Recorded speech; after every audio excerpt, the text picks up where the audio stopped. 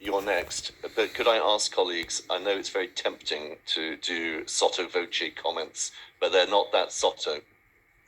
So, Councillor Dr. Van der Ven. Thank you.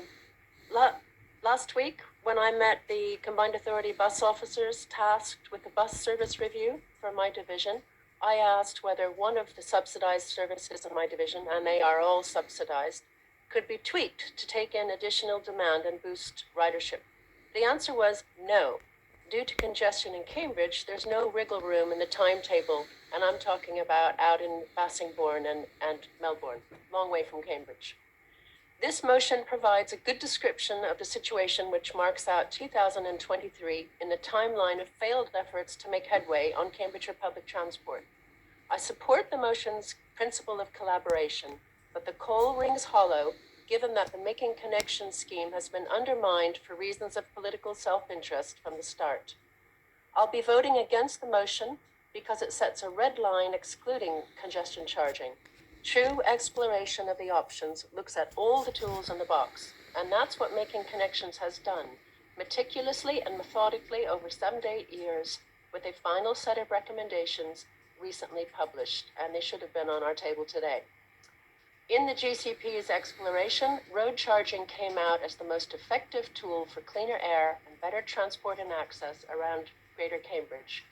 Road charging keeps roads open, unlike road closures, and provides a transformational boost to public and active travel. The congestion problem is fundamental to an effective bus system, and it won't go away on its own. We should remember that congestion charging as a tool was not rejected by the GCP. Rather, the scheme presented to the board could not be taken forward due to a collapse in political support.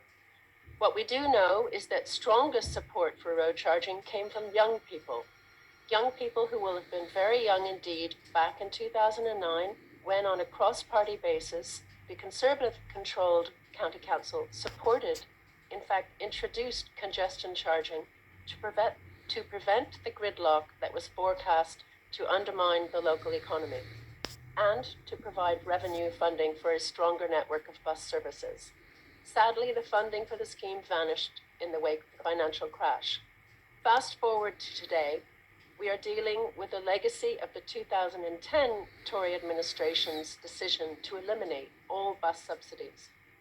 With diminishing transport and access, inequalities have widened in every community.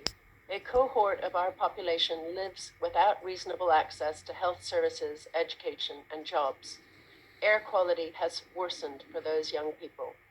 We heard earlier today about our duties with the Integrated Care Partnership in reducing health inequalities, and know that transport and access and clean air are headline players here. Thank you.